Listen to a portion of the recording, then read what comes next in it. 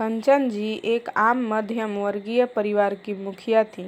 वे अपने बेटे अनिकेत और बहू अनन्या के साथ रहती थीं। एक बेटी सुमन थी जो कि शादी के बाद अमेरिका में बस गई थी।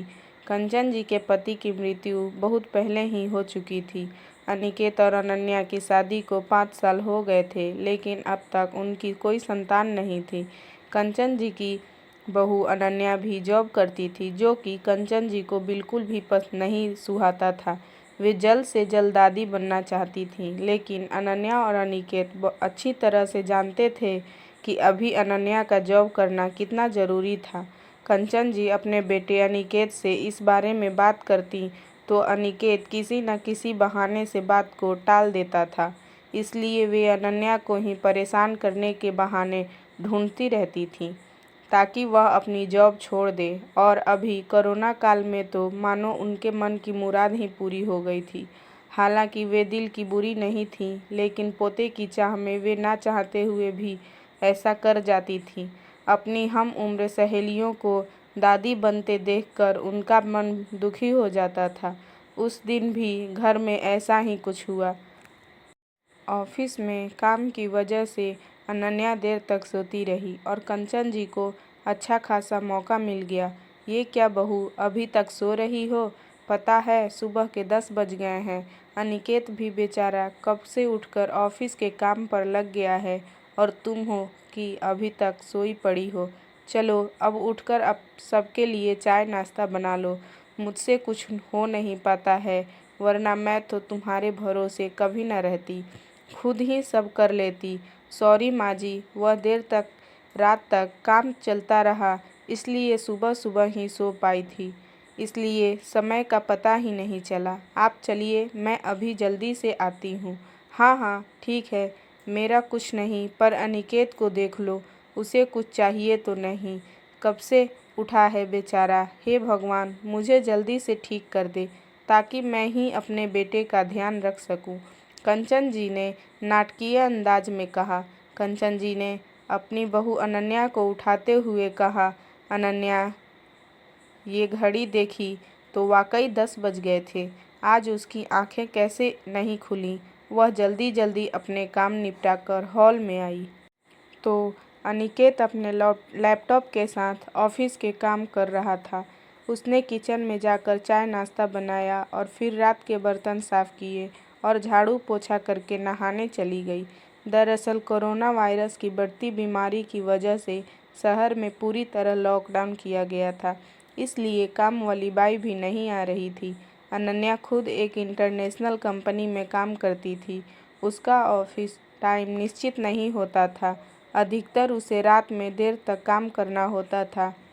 कल भी उसका काम देर तक चलता रहा, इसलिए वह देर तक सोती रही। अनन्या नहाकर आई तो देखा कि उसकी सास अपने कमरे में अपनी सहेली से फ़ोन पर बात कर रही थी। बातचीत में अपना नाम सुनकर अनन्या सास की बातें सुनने लगी। अरे नम्रता, तुम भी अपनी बहू को ज़्यादा सर पर मत बैठाओ। बहू को ज़्यादा उड़ने दोगी तो कल को अपनी नौकरी के चक्कर में वह तुम्हें ही घर की नौकरानी बनाकर छोड़ेगी। मैं तो भाई शुरू से ही अनन्या के नौकरी करने के खिलाफ थी। अब करे नौकरी शौक से, पर साथ साथ घर के काम भी करे। मैं तो बदन दर्द का बहाना बनाकर बैठ जाती हूँ, नहीं तो सारे काम का बोझ मेरे सिर पर आ गिरता। मैं कोई मुफ्त की नौकरानी थोड़ी ही हूँ। मैं तो कहती हूँ तुम भी यही किया करो। सास की बात सुनकर अनन्या की आंखों में आंसू आ गए। वह जिस सास को बीमार समझकर उनकी दिन रात सेवा करती है, उन्हें एक गिलास तक उठाने नहीं देती है, सारा दिन घर का और रात को ऑफिस का काम करके थकान से चूर होकर भी उफ तक नहीं करती, उसका यह फल मिला है। उसे माना वे मेरी नौकरानी नौकरी के खिलाफ हैं, मगर यदि घर की किस्त नहीं होती तो वह भी कभी नौकरी नहीं करती। अनिकेत का बोझ कम करने के लिए ही तो वह नौकरी कर रही थी। खैर, अभी मुश्किल के समय में वह सास से किसी भी बात पर बहस नहीं करना चाहती थी जिससे घर का माहौल खराब हो, इसलिए वह उनकी बात को नज़रअंदाज करके वहाँ से चली गई। लेकिन उसकी नज़रों में कंचन जी की इज्जत ज़रूर कम हो गई थी। दूसरे दिन सुबह सुबह कंचन जी की बेटी सुमन का अमेरिका से फ़ोन आ गया। सुमन की सास उसके पास अमेरिका आई हुई थी। आदत के अनुसार कंचन जी ने जैसे ही सुमन की सास की बुराई करनी चाही, वैसे ही सुमन ने उन्हें डपट दिया। माँ, आप बिल्कुल भी माँ जी के बारे में अनाप शनाप नहीं बोलेंगी। पता है आपके चक्कर में आकर मैंने उनके साथ कितना बुरा व्यवहार किया था, लेकिन आज मुझे उनकी कीमत पता चल गई है।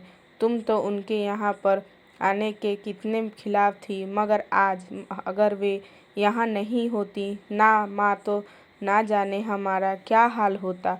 तुम्हें तो पता ही है कि मेरी नौकरी करना कितना ज़रूरी है। कोरोना ने यहाँ भी ऐसा कहर ढाया है कि हर घर से ही सब करना पड़ रहा है।